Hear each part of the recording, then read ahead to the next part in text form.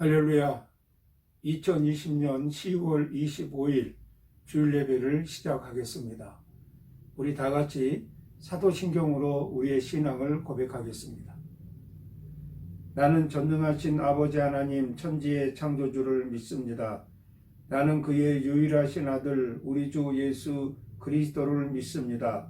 그는 성령으로 잉태되어 동정녀 마리아에게서 나시고 본디오 빌라도에게 고난을 받아 십자가에 못 박혀 죽으시고 장사된 지 사흘 만에 죽은 자 가운데서 다시 살아나셨으며 하늘에 오르시어 전능하신 아버지 하나님 우편에 앉아 계시다가 거기로부터 살아있는 자와 죽은 자를 심판하러 오십니다. 나는 성령을 믿으며 거룩한 공교회와 성도의 교제와 죄를 용서받는 것과 몸의 부활과 영생을 믿습니다. 아멘. 이 시간 우리 찬양 23장 찬양을 하도록 하겠습니다. 찬송가 23장 찬송을 하겠습니다. 만입이 내게 있으면 그 입 다 가지고 내 구주 주시는 종을 늘 찬송하겠네. 내 은혜로신 하나님 날 도와주시고 그 크신 영광 널리 펴 달게 하소서. 내 주의 귀한 이름이 날 위로하시고 이 귀의 음악 같으니 잠이락되도다. 내 죄의 검색 깨뜨려 그 결박 푸시고 이 주와 마음을 비로소 고정케 하셨네. 아멘.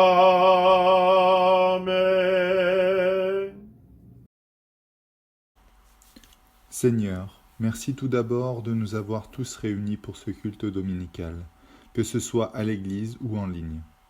Merci pour toute la grâce que tu nous donnes chaque jour. Merci pour la sagesse et l'amour dont tu nous inondes. Seigneur, c'est grâce à toi que nous pouvons trouver la paix dans nos cœurs. Nous te sommes aussi très reconnaissants pour le courage que tu nous donnes et qui nous permet d'affronter les épreuves les plus difficiles de la vie. Merci tout simplement d'être toujours présent dans nos vies. Seigneur, viens-nous en aide. Aide chacune de nos familles à ne manquer de rien, à vivre dans l'amour fraternel, en harmonie et dans le respect, en essayant de toujours trouver des compromis. Permets-nous de nous épanouir dans nos vies professionnelles et de nous rendre utiles à la société à notre manière. Seigneur, aide notre Église, notre pasteur, nos diacres et tous les pratiquants pour que l'on forme une communauté toujours plus unie et en même temps ouverte aux autres.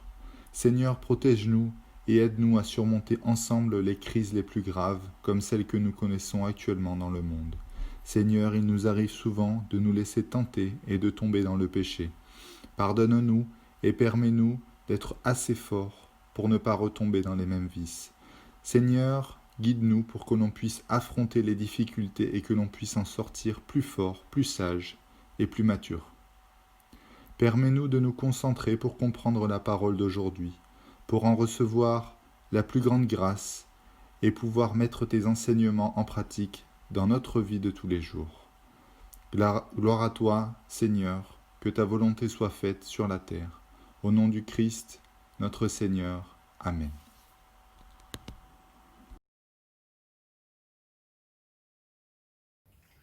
이 시간 설교 말씀을 듣는 시간입니다. 말씀을 같이 나누도록 하겠습니다. 오늘 본문 말씀은 요한복음 7장 1절에서 5절까지의 말씀입니다. 이 말씀을 가지고 예수님과 그의 형제들 이런 제목으로 말씀을 나누도록 하겠습니다. 제가 본문 말씀을 봉독을 하겠습니다. 그 후에 예수께서 갈릴리에서 다니시고 유대에서 다니려 아니하심은 유대인들이 죽이려 함이러라. 유대인의 명절인 초막절이 가까운지라 그 형제들이 예수께 이르되 당신이 행하는 이 일을 제자들도 보게 여기를 떠나 유대로 가소서. 스스로 나타나기를 구하면서 묻혀서 일하는 사람이 없나니 이 일을 행하려 하거든 자신을 세상에 나타내소서 하니 이는 그 형제들까지도 예수를 믿지 아니함이러라. 자, 오늘 본문에는 예수님과 그의 형제들 사이의 대화가 이렇게 언급되고 있습니다.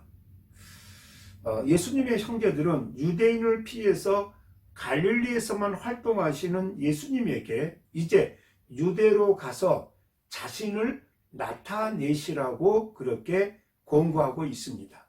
자, 그들의 생각에는 우리 주님께서 여기서는 할 만큼 한 것 같으니까 이제는 유대로 가서 예루살렘으로 가서 당신을 드러내십시오. 이 말을 합니다. 그러니까 예수님의 그 행적의 결정을 지금 예수님의 형제들이 그것도 불신앙적인 그런 마음을 가지고서 예수님을 움직이려고 하는 이 모습을 우리가 주의해서 봐야 됩니다.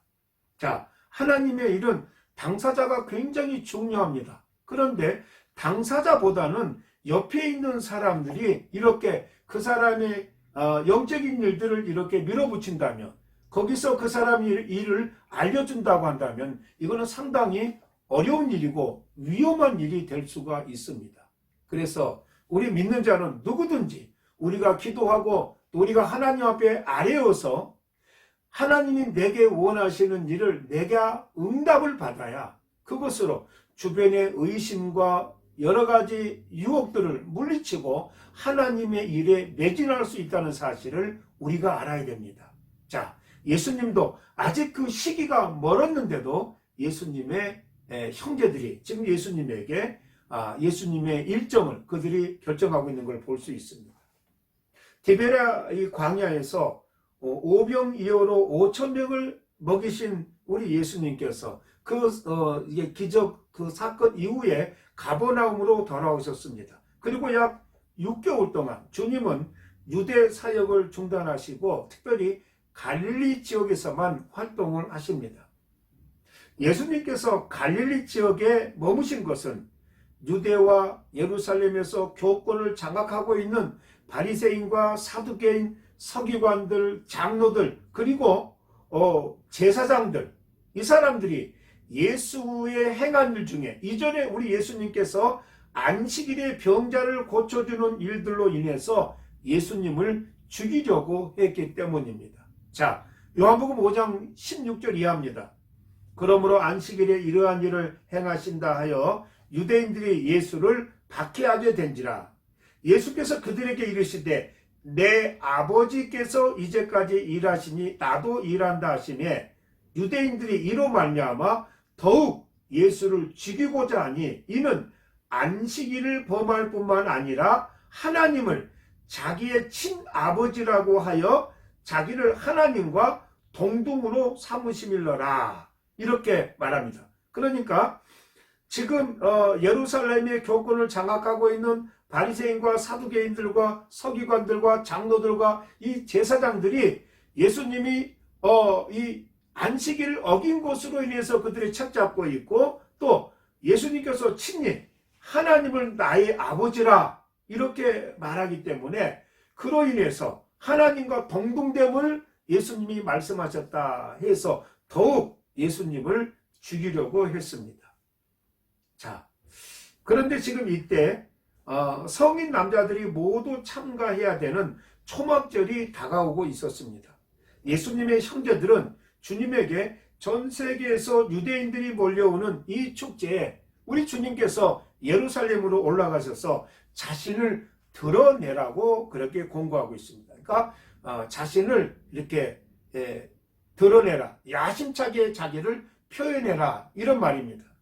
자, 초막절을 잠깐 설명해 드립니다. 초막절은 수장절 또는 장막절이라고도 부르며 6월절과 7.7절과 함께 이스라엘의 3대 절기의 하나로 최대 축제 절기입니다. 스가랴서에서는 이렇게 말하고 있습니다. 스가랴 14장 16절에 예루살렘을 치러 왔던 이방 나라들 중에 남은 자가 해마다 올라와서 그 왕 만군의 여호와께 경배하며 초막제를 지킬 것이라. 여호와께서 초막제를 지키러 올라오지 아니하는 이방 나라들의 사람을 치시는 재앙을 그에게 내리실 것이라. 이렇게 아주 그 초막절의 절기가 얼마나 중요한지, 지키지 않는 사람, 이 초막절을 지키러 올라오지 않는 사람들은 재앙이 그에게 있을 것이다. 이렇게 말했습니다.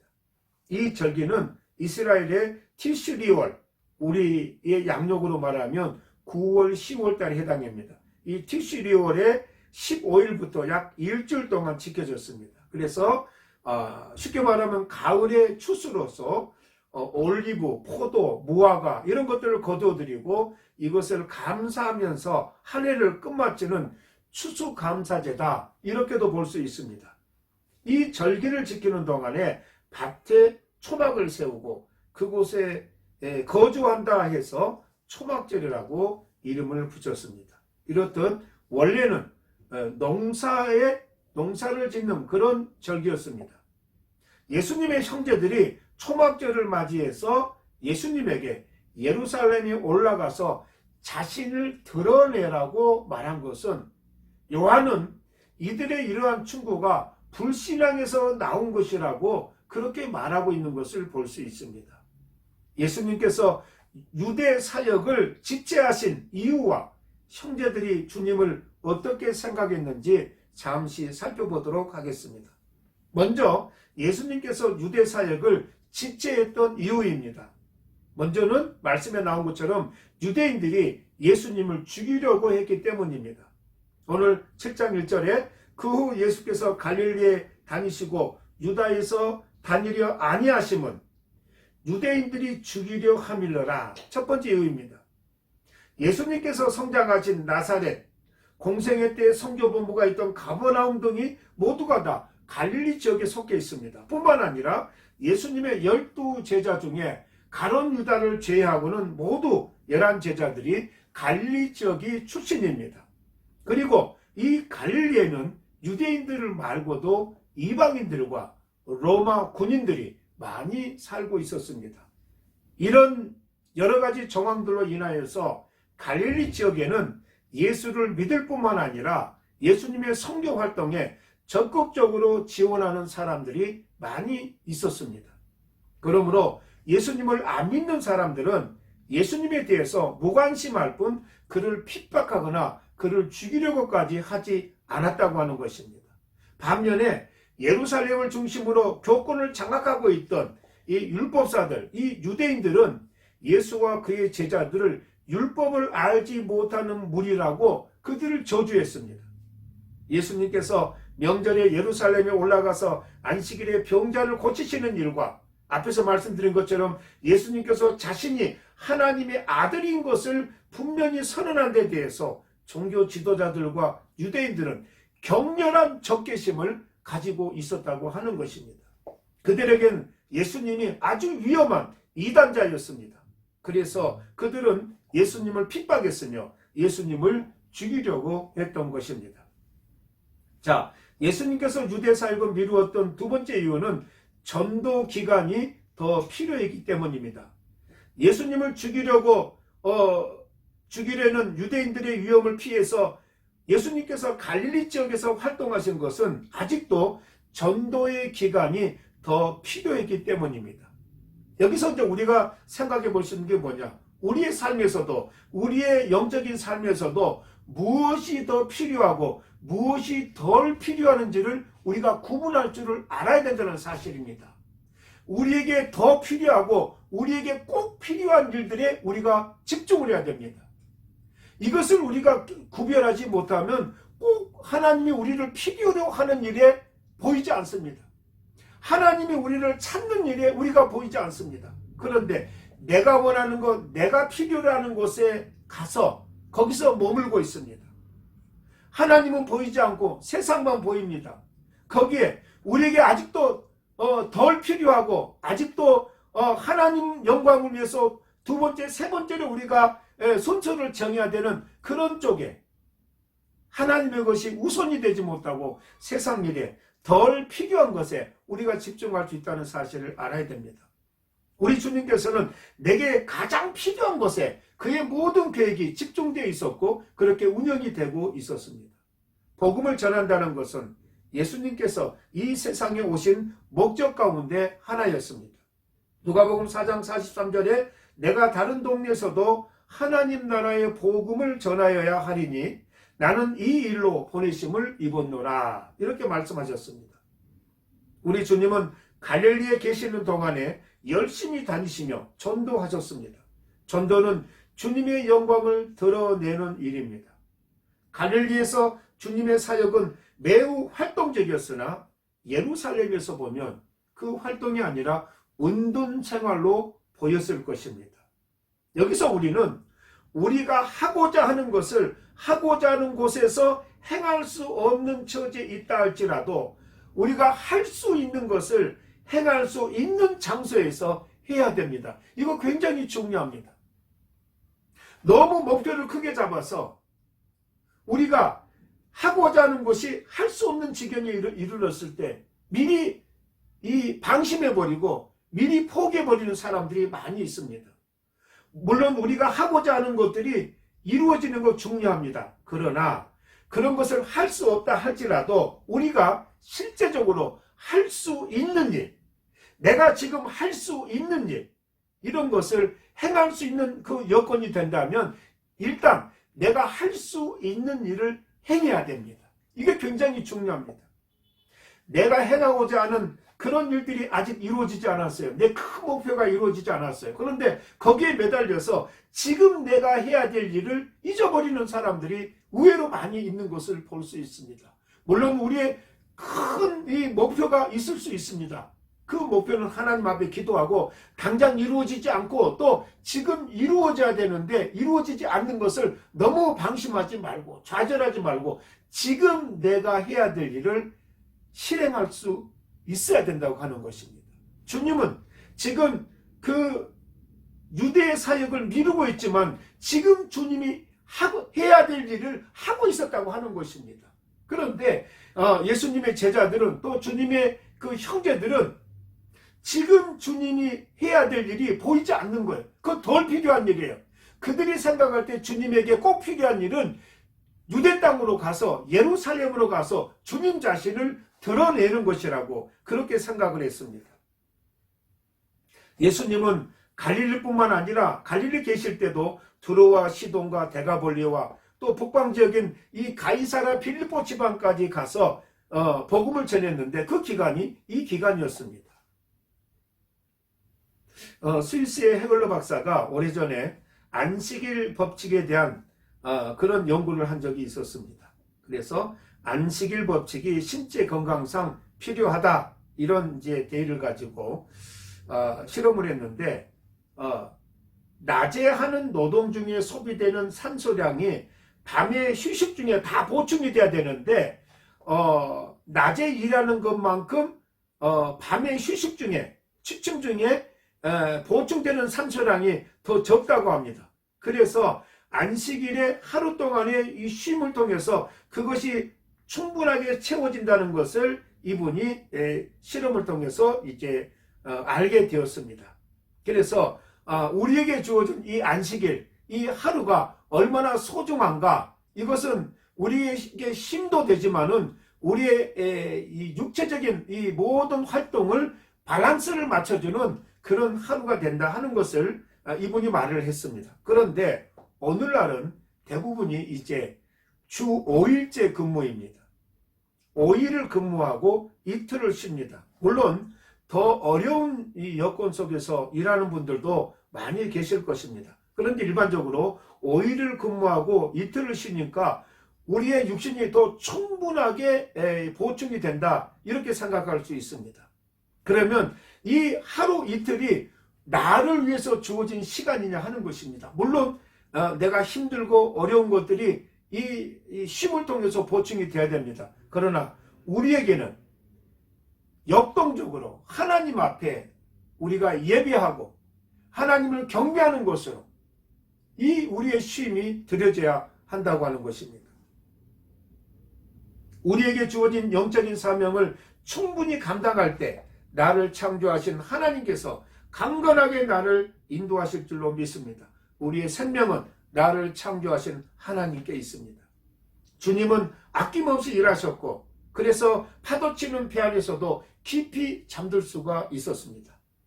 성도들은 쉬는 개념이 더 많은 쉬는 개념으로 이렇게 내 자신을 묻어버리는 것이 아니라 우리는 항상 이 쉬는 개념이 재충전의 개념이 되어야 한다고 하는 것입니다. 오히려 육신적으로 쉬는 것으로 시간을 이끌어가는 것이 아니라 하나님께 영광을 돌리는 예배와 기도와 우리의 작정한 시간들이 충분히 이 쉬는 기간을 통해서 오히려 아버지 앞에 새롭게 계획되고 새롭게 드려지는 그런 일하는 시간이 되어질 때 역동적으로 하나님 앞에 영광을 돌리는 것으로 우리의 심을 올릴 때 하나님은 우리의 영육간을 새롭게 하시며 영육간의 모든 직설을 이루어 주신다고 하는 것입니다.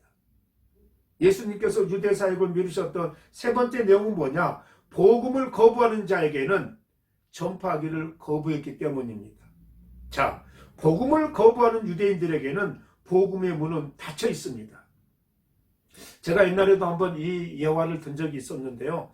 지방을 돌아다니면서 원하는 곳에 가서 어려운 분들은 기도해주고 또 예배를 원하는 분들은 함께 예배를 인도하고 하나님 앞에 기도하고 그런 시간들을 거의 20년 넘게 이렇게 생활을 했습니다. 근데 어느 이제 곳에 갔는데 우리 유학생들이 한 5, 6명이 모여 있는데 저보고 예배를 인도해달라 그렇게 해서 거기에 가서 제가 예배를 인도했습니다. 그런데 그 중에 한 사람이 예배를 방해할 뿐만 아니라 이분은 예수를 믿지 않는다는 거예요. 교회 다니는 경험도 많이 있는 분인데.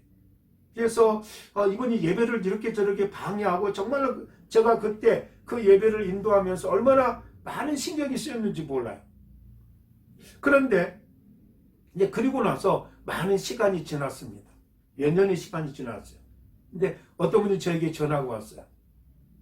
대사관에서 이분이 저에게 전화를 했는데 목사님 저 누구예요? 그러는데 알겠어요. 어떤 일이에요? 그러니까 그때 그 예배를 방해했던 그 동생입니다. 내 동생이 죽었어요. 유학 중에 지방에서 죽었어요. 그래서 지금 동생 그 장례 문제를 때문에 지금 가족들과 함께 왔는데 어찌할 바를 모르고 있잖아요. 근데 대사관에 가보니까 교회 주보들이 꽂혀 있는데 우리 교회 주보가 있었나 봐요. 그 주보를 보면서 제 이름을 본 거예요. 그래서 저에게 전화가 울면서 전화가 왔어요. 제가 쫓아가서 그 동생의 장례를 진례를 하고 끝까지 같이 함께했던 그런 기억이 있습니다. 여러분 우리에게 하나님께서 기회를 주셨을 때 그 기회가 우리가 생각하는 만큼 충분하게 주어진 기회는 어쩌면 아니에요. 그 기회에 우리가 순종해야 되고 그 기회 때 충성을 다해야 되는 그때라 그 말이에요. 그런데 하나님이 우리를 부르시고 인도하셨는데 그 복음을 거부해버리면은 하나님도 떠나십니다. 하나님도 떠나세요. 그래서 유대인들에게 그 동안에 몇 번 예루살렘에 예수님이 내려가셨지만 예수님을 핍박하고 그들 이단이라 말하고 이렇게 예수님을 죽이려고 했던 그들에게 예수님은 발걸음을 두지 않는 거예요. 나중에 예수님께서 이제 이게 그때와 바로 연결되어 있는데 유대에 내려가십니다. 예루살렘에 내려가세요. 어떻게? 십자가를 지시기 위해서 내려가시는 거예요. 자, 유대인들에게 천국 비밀을 아는 것이 그들에게는 허락되지 않았습니다. 그래서 마태복음 13장 10절 이하에 보면은 저희가 보아도 보지 못하며 들어도 듣지 못하며 깨닫지 못한다고 말하고 있습니다. 오늘날 많은 사람들이 예수를 믿고 교회를 다닌다 할지라도 교회를 핍박하고 또 분쟁을 일으키는 원인이 되기도 하고 그런 사람들의 특징을 보면 뭘 알 수 있느냐? 바로 복음을 듣긴 들어도 알긴 알아도 깨닫지 못한 사람들의 인간의 정욕적인 생각과 인간의 그 어떤 그 육적인 생각들로 인해서 교회의 문제를 만드는 원인자들이 되는 것을 볼 수가 있습니다.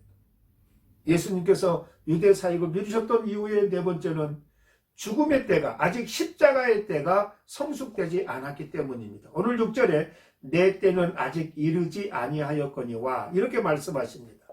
주님께서 유대에서의 활동을 유예하신 것은 아직 십자가를 지실 때가 되지 않았기 때문입니다. 주님의 사역은 하나님의 뜻에 따른 것입니다. 구속사역의 완성으로서 십자가의 때도 하나님의 주권 아래에 있는 시간입니다. 그때가 이르기까지 주님의 선교 사역은 지속적으로 이렇게 서서히 이루어져야 했던 것입니다.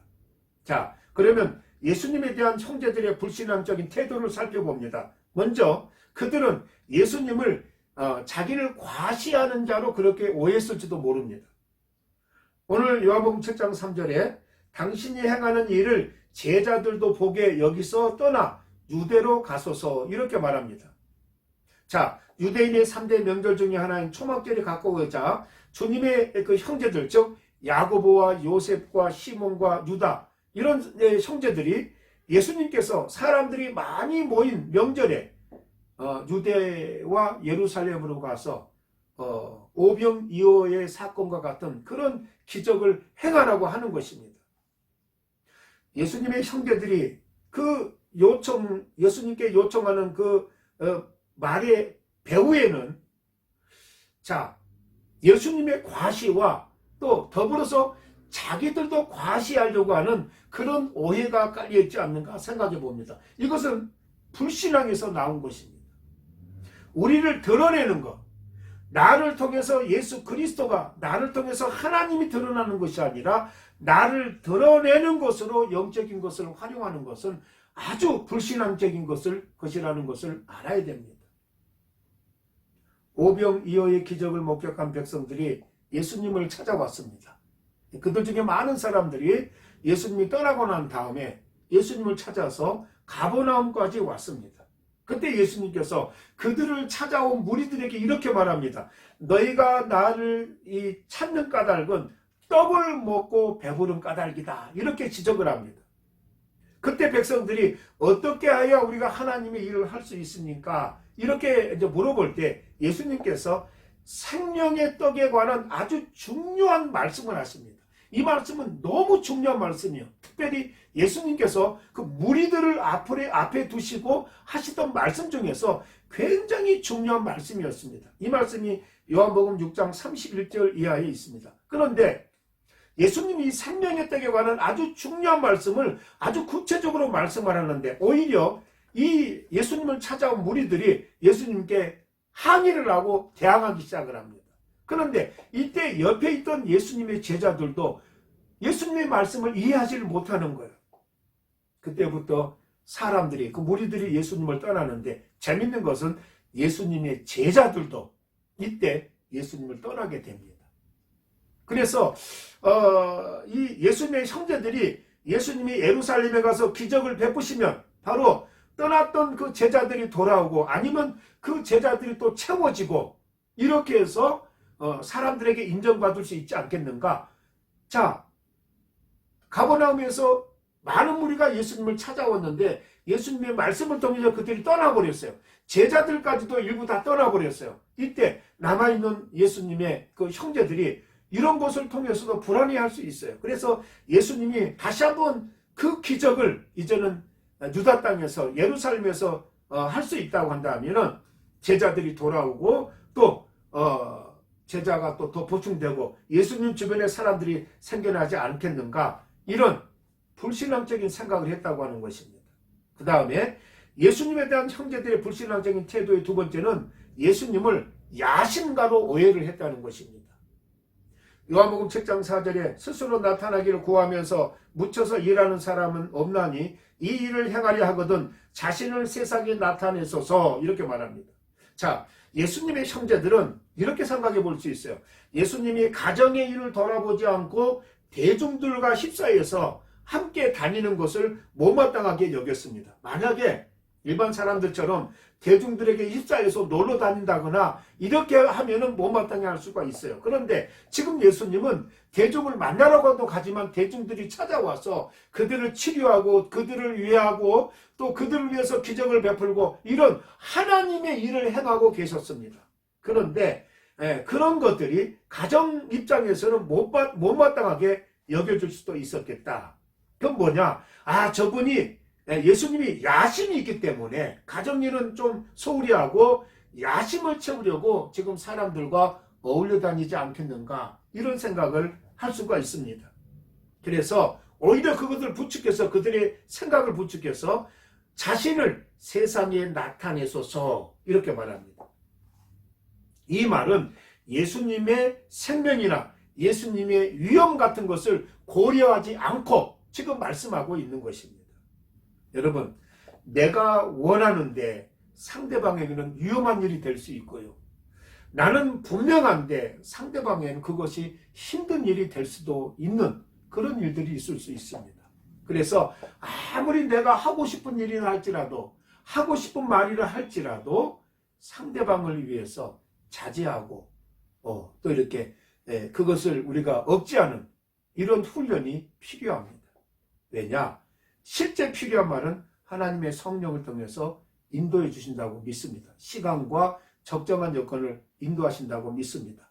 너무 인간적으로 집착하고 그것을 깊숙이 생각하다 보면 바로 예수님의 형제들처럼 지금 예수님에게 강요를 하고 있는 것입니다. 인간은 너무 가까이 있으면 오히려 이해하지 못하는 어리석음이 있습니다. 나중에도 보면 예수님의 제자들이 또 예수님을 떠나잖아요. 가장 가까이 있었는데 예수님을 이해하지 못하고 예수님을 오해하고 있었던 그 어리석음들이 역시 인간에게는 드러날 수밖에 없다 하는 것입니다. 예수님의 주 무대는 이스라엘의 수도 예루살렘이 아니라 어촌과 산촌인 갈릴리와 그 북방 지역이었습니다. 오늘날 우리가 안전하고 안정되고 편리하게 신앙생활을 하고 싶은 우리의 현장, 이 현장이 과연 주님이 인도하신 곳인가, 주님이 인도하신 내용인가를 살펴보셔야 합니다. 그래서 내가 남보다 안정되고 남보다 잘 사는 것으로 예수 믿는다고 하는 그 특징을 드러내지 마시고 내게 어떠한 조건이 있다 할지라도 하나님을 향한 마음이 변치 않고 하나님을 향한 하나님의 자녀된 도리가 끊어지지 않는 우리의 모든 여건들을 우리가 감당할 수 있어야 됩니다. 특별히 우리는 하나님 앞에 드리는 공예배에 꼭 우리가 하나님 앞에 드러나야 됩니다.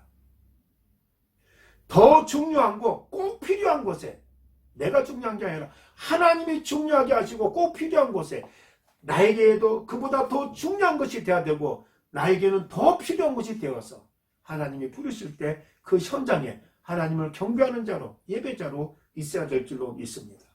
하나님이 보시는 우리의 예배의 모습, 우리의 기도의 모습, 우리의 찬양의 모습은 정말 하나님이 기뻐하시고 또 우리의 그 모습을 통해서 하나님이 더 필요를 넘치게 채워주심을 위해서 하나님의 일을 능히 감당하는 귀한 종들이 되는 줄로 믿습니다. 우리는 하나님의 인도와 약속과 말씀에 의해서 멈추고 말씀에 의해서 앞으로 가는 그런 결단이 있어야 됩니다.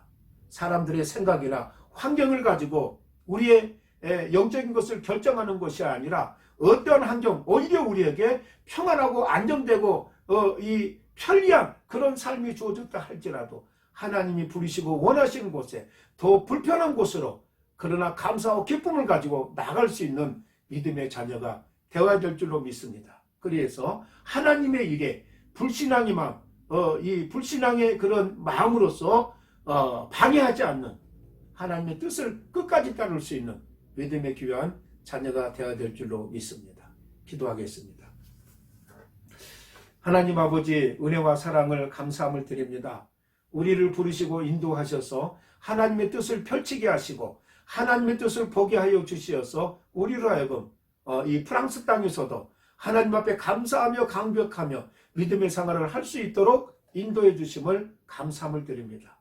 아버지, 세상을 바라보면 두렵고 공포스러운 일들이 많이 벌어지고 있고, 이것으로 인해서 우리의 미래가 너무나도 불확실한 것 같고 불안전하게 적용되는 것 같은 그런 생각을 지울 수가 없습니다. 아버지 하나님, 그러나 이 천지를 창조하신 아버지께서 이 상황을 우리 가운데 함께 모두가 다 보고 경험할 수 있게 주셨사온데, 우리가 하나님의 마음을 알고 하나님의 뜻을 깨달아서 우리에게 주어진 이 어려운 여건을 누구보다 앞장서서 감당하게 하시고, 불편하고 어렵지만 모든 사람들이 경험하는 그 불편을 함께 느끼며 함께 경험하면서 오히려 세상의 그 영혼들을 향해서 복음을 증거하고 하나님 살아계심을 증거하는 우리의 삶이 될 수 있도록 하나님 도와주시옵소서.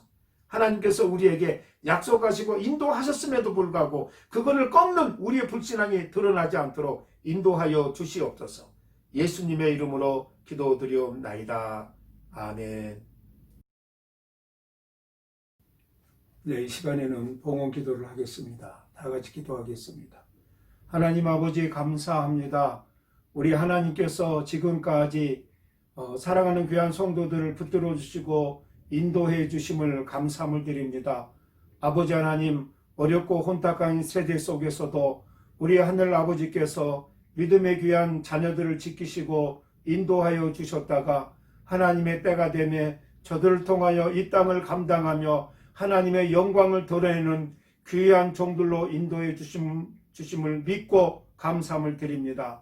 아버지 하나님, 오늘 우리가 아버지 앞에 예배하는 이 귀한 시간이 복된 시간인 줄로 믿습니다. 지금까지 우리의 모든 것을 채우시고 주관하시고 인도하신 아버지 하나님, 우리의 필요를 채우신 아버지 하나님, 오늘 순서에 따라 우리 아버지 앞에 우리의 마음을 드립니다. 우리의 물질을 드립니다. 하나님 아버지, 받아 주시옵소서. 사랑하는 성도들의 모든 삶 속에 풍성하고 충분한 삶을 인도해 주시어서 감사와 기쁨이 넘치는 믿음의 귀한 종들 되게 하옵소서. 성도들의 가정과 직장과 자녀와 학업과 사업과 모든 것 위에 우리 주님이 동행하시고 역사하여 주시어서 아버지 하나님, 사랑하는 성도들로 하여금 아버지 하나님을 바라보며 저들이 이 땅에 주어진 모든 삶을 감당할 때 하늘의 은혜와 사랑 가운데 충만히 가할 수 있도록 하나님 도와주시옵소서. 특별히 주님의 몸된 교회를 붙들어 주시고 몸된 교회를 통해서 온전히 하나님의 영광이 드러나게 하여 주시옵소서.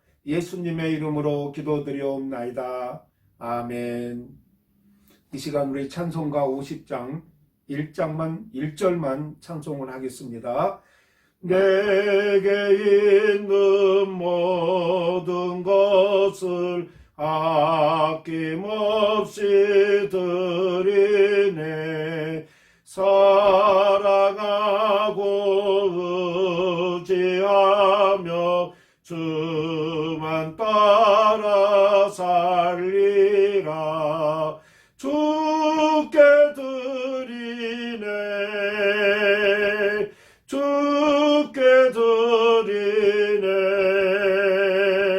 사랑하는 구주 앞에 모두 드리네.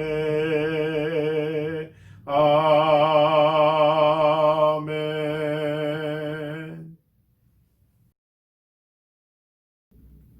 네, 이 시간에는 광고 시간입니다. 광고 말씀을 해드리겠습니다. 성도 여러분, 코로나의 확진자가 계속해서 늘어나는 추세에 있습니다. 여러분 각별히 건강 잘 지키시고 예배와 기도에 최선을 다해서 하나님의 충만한 축복을 누리는 그런 귀한 시간들이 되시기를 바랍니다. 주일 예배는 주일 오후 2시에 교회당 예배와 유튜브 채널로 온라인 예배로 그렇게 함께하고 있습니다. 여러분 형편에 맞게끔 예배에 동참하시기 바랍니다. 이번 주일 자정을 통해서 썸머타임이 해제가 됩니다. 참고하시기 바랍니다. 새벽 예배는 월요일부터 토요일까지 오전 5시에 제가 설교 녹음 파일을 교인 단체 카톡에 올리고 있습니다. 하루를 새벽 예배를 통해서 귀하게 시작하시는 여러분들 되시기를 바랍니다. 예배 찬양 특성을 특별히 동영상으로 준비해 주실 분들은 저에게 알려주셔서 예배에 함께 동참하는 귀한 시간이 되시기를 바랍니다. 우리 다 같이 일장 찬송하고 축도로 예배를 마치겠습니다. 만복의 근원 하나님, 온 백성 찬송 드리고 저 천사여 찬송하세. 찬송 성부 성자 성령 아멘. 이제는 우리 주 예수 그리스도의 은혜와 아버지 하나님의 크고 놀라우신 사랑과 성령의 위로 교통하심이 주님의 하나님의 일을 향하여 준비하시고 예비하시고 그 결단을 아버지 결심하여서 하나님의 일을 감당하며 모든 사람에게 하나님의 축복과 하나님의 은혜를 나누심으로 인하여서 그의 어떠한 삶도 쉬는 아버지 시간이 없이 하나님의 원하신 일들로 아버지 열심을 다하셨습니다. 주님이 주님의 가는 길을 통하여서 우리에게 본을 보이신 귀한 내용들 우리가 감당하며 주님의 뒤를 따르기를 원합니다. 아버지 하나님, 오늘 그 말씀을 통하여 우리가 다시 한번 주의 뜻을 쫓고 주의 마음을 따르기를 원합니다. 다짐하고 소원하는 머리 숙인 당신의 귀한 종들 머리 위에, 사랑하는 어린 심령들 머리 위에, 사랑하는 태중의 열매 위에, 사랑하는 북한 동포들 머리 위에 이제로부터 영원토록 함께 있을지어다. 아멘.